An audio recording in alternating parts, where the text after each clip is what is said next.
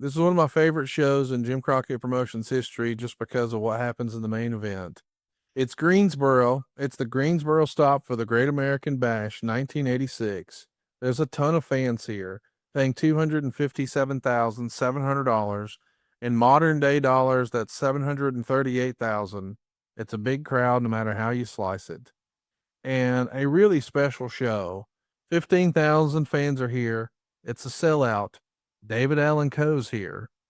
And we get Steve Regal over Sam Houston. We get Black Barton the Barbarian over Danny Brown and the Italian Stallion. We get Manny Fernandez over Baron Von Raschke. We got Wahoo over Jimmy Garvin. We get Tully Blanchard over Ron Garvin by knockout. Of course, there was some cheating. We got Rich Horton and Robert Gibson over Ole and Arn. Actually, they don't go to a finish. It's a 20-minute draw. Mm-hmm. Paul Jones is going to beat Jimmy Valiant in a hair versus hair match. And Valiant's going to take the mic and say he's going to turn Jones into a bald-headed geek. Valiant hits Jones with a loaded glove, makes the cover, and then the Italian Stallion, Sam Houston, and Manny Fernandez are all protesting the fall. But Sandy Scott's here, coming out to look into the controversial finish. And after Boogie Woogie comes to, the crowd's chanting no. He himself sets up a chair in the ring and lets Scott shave his head.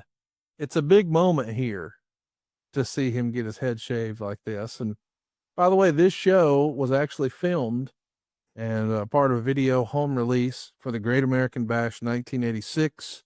It would see the first time we would get a win from Magnum TA over Nikita Koloff. They go 13 minutes and 34 seconds. So now it's Koloff 3, Magnum 1. Magnum, of course, is bleeding during this match, as you might have. Of course. Yes. The Road Warriors are teaming with Baby Doll to take on the Midnight Express and Jim Cornette, and they're all in a steel cage. But the main event is special.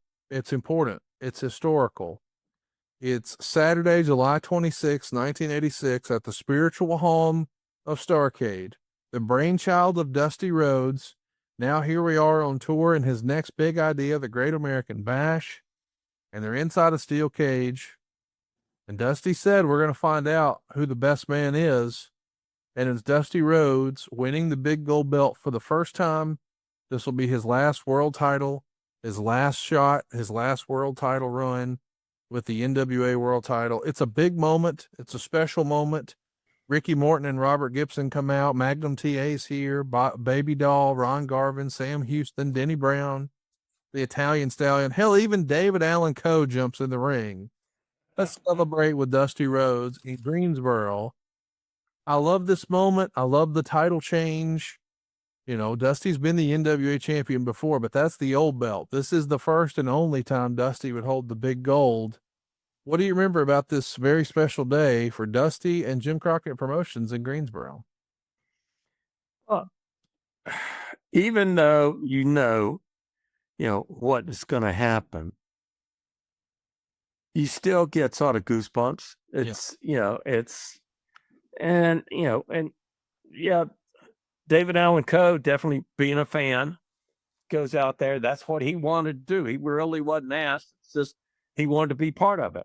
The Magnum definitely, because, he's sort of, Dusty's child, let's say, Dusty and Magnum, Dusty just loved that guy, and rock and roll, they were part of it. They know that, being part of this helps them. And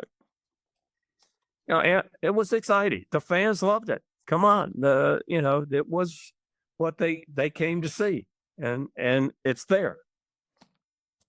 What a show it is. I love the show. I love the connective tissue of Dusty Rhodes and the big gold belt. Years ago, I was doing a podcast with Ric Flair, and our first guest on that iteration of the podcast was Cody Rhodes, who had just recently walked away from the WWE. And I knew that we were coming up on a big anniversary. This was 2016, so 8 years ago now, for Dusty winning the big gold belt. And I also knew that the folks who made that belt had made a Dusty Rhodes nameplate that was designed to go on the big gold belt. But of course, it's not like you design that thing and then it's there the next day. Right. I mean, it's handcrafted from sterling silver and then plated with gold and then shipped off. And they didn't start production on the plate until Dusty won the belt. Well, as you may recall, this is not a very long run for Dusty. Right. It was in the chase. So somehow, some way, that belt never actually saw the Dusty Rhodes nameplate fastened to it. So it came out in a conversation with Cody that Dusty had kept that nameplate and he had since passed, but Cody had the nameplate. Cody loaned me the nameplate, the actual one ordered back in 1986, long enough to take some photos with it and put it on the real big gold belt. It's one of the cooler things that I've been able to play with and hang around and wonder, hey, what if? What could have been? But a really special show for Jim Crockett Promotions. And in Greensboro, of all places, I just love talking about this episode. Go out of your way to watch it. It's out there. You can throw it in your Google machine. Great American Bash 1986. It became a video home cassette. But it's business as usual the next day. We're going to start doing TV on WTBS on the 27th.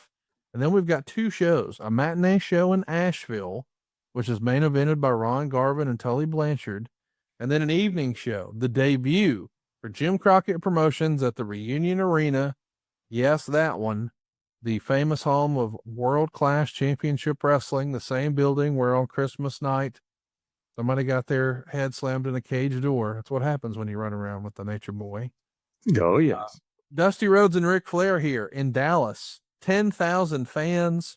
You know, in Asheville, it's only $7,100, but 95 grand in Dallas. We know that ultimately Dallas is going to be a big part of Dusty Rhodes' future. What do you think of you guys running Reunion Arena? It's a pretty big deal. It is a big deal.